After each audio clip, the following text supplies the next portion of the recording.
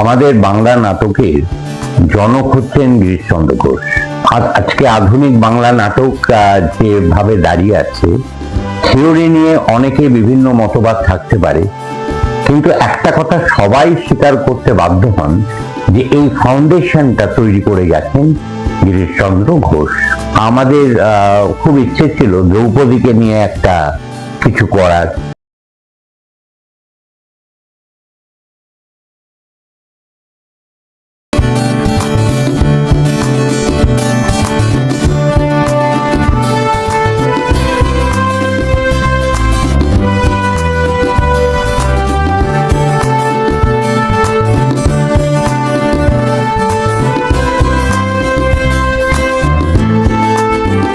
যে এইভাবে হয় না।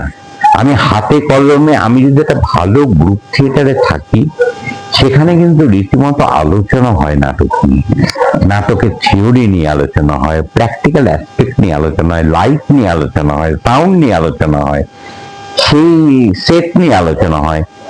সেগুলো হাতে কলমে শিখলে অনেক বেশি তার ভ্যালু হয়। ওই কতগুলো থিওরি পড়লাম আর সেখানে আমি কিছু শিখলাম তা না। আজকে আমাদের যিনি আলো করেছেন, আমরা বলি আলোর জাদুকর, বাদল দা। বাদল দা আপনার নিজে লাইট কোর্স থাকেন আর লাইট শেখান। এই লোকের কাছে আলো শিখলে আমি বলবো যারা শিখবে তারা সৌভাগ্যবান। কেন এইসব লোক আর বেশি দিন তো থাকবে না, এইসব লোককে আমরা হারিয়ে ফেলছি। আজকে বাদলদা সৌম্য মিত্রের নাটকে আলোর দায়িত্বে ছিলেন, তাপস সেনের সহযোগী হিসাবে। হ্যাঁ, বাদলদা এবং আমার এই চন্দ্রধর চরিত কথা নাটকটিও বাদলদা আলো করেছিলেন। বাদলদা আমাকে খুব ভালোবাসেন। আলিদার কাছে কেউ যদি মেকআপ শেখে, আমি বলবো সৌভাগ্যবান। কারণ আলিদা মানে অসাধারণ একজন রূপসজ্জা শিল্পী। আলিদার কাছে যিনি শিখবে এরকম। কিন্তু আমার হঠাৎ গুইফোর কিছু লোক এসে বললো যে আমি নাটক শেখাবো এবং সেখানে দলে দলে লোক যোগ করলো, তাদের লাভ খুব একটা হবে।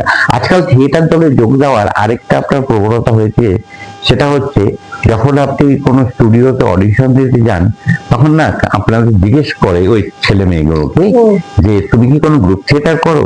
যদি সে না বলে, মনে না তাহলে হবে না। এরকম অনেক হাউস আছে। আবার অনেক হাউস বলে গ্রুপ থিয়েটারে ওই যে আপনি একটু আগে বলেন উচ্চারণ, অভিনয় প্যাটার্ন, সেটা মানে সিনেমা সিরিয়ালও এখন সবটাই পুরো তৈরি করা জিনিস চাইছে, এইসব প্রশ্ন করে। আবার অনেক প্রডিউসার আছেন, তারা বলেন ও তুমি নাটকটা করবে না, তাই তুমি নাটকটাই করো, সিরিয়াল তোমার করার দরকার নেই। এরকম আপনার সমস্ত বিভিন্ন ভাবে বিভিন্ন মানসিকতার লোক আমাদের এখানে আছে। তবে আমার বিশ্বাস একদিন একদিন থিয়েটার কমার্শিয়ালাইজেশন হবেই, সে সরকারের দিক থেকেই হোক কিংবা প্রাইভেট প্রডিউসাররাই আসুক, হবে। আমি যেমন চেষ্টা করছি খুবই যে আমাদের এই দলের নাটক আমরা কমার্শিয়ালাইজেশন করতে পারি কিনা, আমরা সবাই মিলে একটু চেষ্টা করছি, দেখা যাক কি দাঁড়ায়। আপনি শর্ট ফিল্ম করেছেন, হ্যাঁ, তো শর্ট ফিল্মের অভিজ্ঞতা কেমন? শর্ট ফিল্ম একটা ফিল্ম বলছি। শর্ট ফিল্ম, প্রথম যে শর্ট ফিল্মটা আমি করি সঙ্গী, এই সঙ্গী শর্ট ফিল্মটি দুটি চরিত্রে ছিল, আমি এবং আমার স্ত্রীর ভূমিকায় যিনি করেছেন।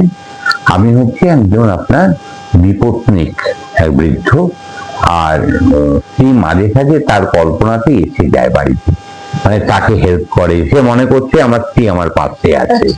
এইটা নিয়ে শর্ট ফিল্মটা, এটা আমার ছেলে একটা কম্পিটিশনে দেওয়ার জন্য তৈরি করেছিল এবং সেটি কম্পিটিশনে আপনার best viewers award, best script award, এগুলো সমস্ত পায়। ওতে অভিনয় করে তখন ভীষণ ভালো লেগেছে, কারণ খুব স্বাধীনভাবে করা গেছে। ছেলের তৈরি তো একটু বিতর্ক ওর সঙ্গে হয়েছে কিছু কিছু জায়গায় নিয়ে, কিন্তু আমার খুব ভালো লেগেছে, স্বাধীনভাবে করতে পেরেছি। দ্বিতীয় শর্ট ফিল্মটি আমার ছেলে আমার সাহায্য করেছে ঠিকই, কিন্তু আমারই একটি লেখা নাটক থেকে আমার একটি লেখা আপনার একটি মেন্টাল অ্যাসাইলামের উপর আমার একটা নাটক আছে, মনোবিনা তারে। এই মনোবিনা তারে নাটকের একটি অংশ নিয়ে আমি 5 মিনিটে এই শর্ট ফিল্মটা করেছিলাম, আচ্ছা এবং এটা ওখানে অ্যাপ্রিসিয়েটেড হয়েছে এবং সার্টিফিকেট অফ পার্টিসিপেশন একটা ওদের তরফ থেকে আমায় দেওয়া হয়েছে, আর্টিস্ট ফোরামের তরফ থেকে। আর্টিস্ট ফোরামের তরফ থেকে। তো এই অ্যাচিভমেন্টটা সেদিন কেমন লেগেছিল? ঠিক আছে, আমি আপনাকে বলছি, আমি না এক্সপেক্ট করার জন্য না, আমি সার্টিফিকেট অফ পার্টিসিপেশন যারা করেছে সবাইকে দিয়েছে, সুতরাং সেটা নয়। কিন্তু অ্যাকচুয়াল কি হয় জানেন তো, সিনেমাতে কেউ বললো তুমি খুব ভালো অভিনয় করেছো, সিরিয়ালে বললো, এতে বললো, খুব একটা আমাকে দাগ কাটে না। আচ্ছা, নাটকে যদি কেউ বলে যে তুমি খুব ভালো করেছো, আমার মনে হয় আমি কিছুটা কাজ করতে পেরেছি। তো এই মুহূর্তে আপনি মানে কোন নাটক বা সিরিয়াল বা সিনেমা কি কাজ করছেন? আমি তো এই আমাদের এক উন্মত্ত কাল ভৈরবে এটা নিয়ে আমাদের চলছে। আর সেকেন্ড, আমি আপনার চেকবের প্রপোজাল, এই নাটকটি যে আপনার বাংলা অনুবাদ করে, এটা আপনার একটি অফিস তারা করতে চাইছে, সেখানে আমাকে খুব অনুরোধ করেছে ডিরেকশনটা দেওয়ার। সেগুলো তো মাঝে সাঝে করতেই হয়, সেগুলো বন্ধু বান্ধবদের অনুরোধে, তো সেখানে করছি। আর আপনার আমার দুটি ছবি রিলিজের জন্য রয়েছে, একটি হচ্ছে ডাক্তার কাকু আর পাভেলের ডিরেকশন, আর সেকেন্ড হচ্ছে আপনার কেউ বলে বিপ্লবী, কেউ বলে ডাকাত, অনন্ত সিং এর জীবন নিয়ে। এখানে আমার খুবই, কারণ অনেক সময় আপনার চরিত্র পছন্দ হোক আর না হোক, আপনার বিশেষ অনুরোধে করতে হয়, তারা আমার অনুরোধ রাখে, আমিও তার পছন্দ করতে হবে। কারণ আমি তো অভিনেতা, মানে আমি যেটা নই। কি হয় জানেন, দেখুন আমি আপনাকে একটা অনুরোধ করলাম আমার প্রয়োজনে, আপনি সঙ্গে সঙ্গে সেটাকে অ্যাকসেপ্ট করলেন, এবার আপনি যখন কাউন্টার অনুরোধ আমায় করছেন, আমার কিন্তু কিছুটা দায়িত্ব থেকে যায় যে তার অনুরোধটা রাখা। আমি এই এথিক্সে খুব বিশ্বাস করি, তাতে আমার রোল পছন্দ হোক না হোক, কিন্তু সে যেন দুঃখ না পায়, এটা আমার একটা মনের মধ্যে একটা সবসময় চলে, যে মানুষকে দুঃখ দিয়ে মানুষকে হার্ট করে কোনো কাজ হয় না, ভালো কাজ হয় না। কেন আমি বিশ্বাস করি, একজন শিল্পী আগে তাকে প্রকৃত ভালো মানুষ হতে হবে, তবেই সে প্রকৃত শিল্পী, আদারওয়াইজ কোনো ভ্যালু নেই। কাউকে ছোট করলাম, কারণ সমালোচনা হতেই পারে, সমালোচনা, ক্রিয়েটিভ সমালোচনা একদিন, কনস্ট্রাকটিভ ক্রিটিসিজম যেটাকে বলে, গঠনমূলক সমালোচনা হতেই পারে। যেমন ধরুন আমাকে এই উন্মত্ত কাল ভৈরবে একটা সমালোচনা আমাকে পাঠিয়েছে, তাতে বলছেন যে উচ্চ গ্রামে অভিনয় হয়েছে। আমি আর ভদ্রলোককে কিছু বলিনি, তা বলিনি কেন, যে ঊনবিংশ শতাব্দীর নাটক যদি আজকের মতো সাইলেন্ট অ্যাক্টিং হতো, তাহলে কি তখনকার দর্শক নিত? গিরিশচন্দ্র আমার একটা সংলাপে আছে, গিরিশচন্দ্র বলছেন যে এদেশে যাত্রার শ্রোতারা বেশি, এই যাত্রার শ্রোতাদের মনোরঞ্জন করতে গিয়ে আমাকে নাটক করতে হয়। তা আমি যাত্রায় যে লাউড অভিনয়টা, সেখান থেকে যদি আমি একদম নেমে আসি, কি কেমন আছো, ভালো আছো, লোকে নেবে না, লোকে বলবে এটা অভিনয় না, ভুলে গেছে লোকটা। সব ঊনবিংশ শতাব্দীর ক্যারেক্টার গুলো, ঊনবিংশ শতাব্দীর নাটক গুলো, সেগুলো একটু তো উচ্চ স্তরে হবেই, এগুলো তো আমাদের ইচ্ছাকৃত করা। কেননা আজকের দিন, আজকে একবিংশ শতাব্দী আর ঊনবিংশ শতাব্দীর নাটকের ধারার যদি কেউ তুলনা করে, তাহলে চলবে না।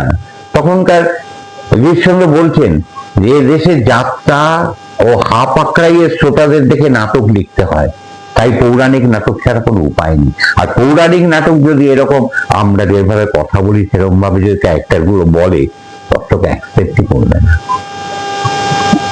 খুব ভালো লাগলো, আপনার সাথে অনেক গল্প হলো নাটকের বিষয়, এবং আপনি অনেক ভেতরের ঘটনা বললেন। অবশ্যই আপনি পরিচালক, তো নিজের স্ক্রিপ্ট তৈরি করেছেন, আর ঐতিহাসিক নাটক নিয়ে যে আপনার চিন্তা ভাবনা, এটা সত্যি খুব ভালো বিষয় এবং খুব দর্শককে আকৃষ্ট করবে। এবং বিশেষ করে আমি গল্প করতে করতে যেটা শুনলাম, ঘাটতি বেগমের চরিত্র নিয়ে করার এক কথা আপনি ভাবছেন, তাকে নিয়ে মঞ্চস্থ করবার জন্য। তো অপেক্ষায় থাকবো আপনার এত সুন্দর স্ক্রিপ্ট মঞ্চস্থ হোক, আপনি অভিনয় জগতে মানে আপনার অবসর জীবনে আপনি অভিনয়কে পুরোপুরি পেশাই করে নিয়েছেন একরকম। আগে তো একটা পেশা ছিলই, সেটা আমাদের হয় যে আমাদের জীবিকা বা আমাদের পরিবার আছে, তো কখনো পরিবারের দিক থেকে কোনো সমস্যা তৈরি হয়? না না না, এই দিক দিয়ে আমি ভীষণ লাকি। আমার পরিবারের সবাই আমাকে, আমি যতটা এক্সপেক্ট করেছি তার থেকে অনেক বেশি সাহায্য করেছে, সুতরাং এই দিক দিয়ে আমি ভীষণ লাকি। আমায় কোনো দিন কোনো রকম, কেননা আমি সবসময় চেষ্টা করি সংসার আর আমার ওই ফিল্ড, এই দুটোর মধ্যে ব্যালেন্সটা রাখতে, কিন্তু আমার পরিবার থেকে সবসময় চায় যে আমি ওখানে আরো বেশি কাজ করি রাদার দেন সংসারে কাজ। এটা তো মানে খুব বড় একটা পাওনা। হ্যাঁ, এটা আমার খুব ভালো লাগলো আপনার সাথে আজকে গল্প করে। তো আবার আমাদের আবার দেখা হবে, আবার এরকম একটা আড্ডা, গল্প, কোনো নাটকের অ্যানালিসিস, যেটা বিশ্লেষণ নিয়ে আমরা হয়তো বসে যাবো। আপনাদের অনেক ধন্যবাদ, আপনাদের চ্যানেল অনেক আরো এগোক, আমি এটাই আশা করব। ধন্যবাদ, সফল হোক। আজই পর্যন্ত।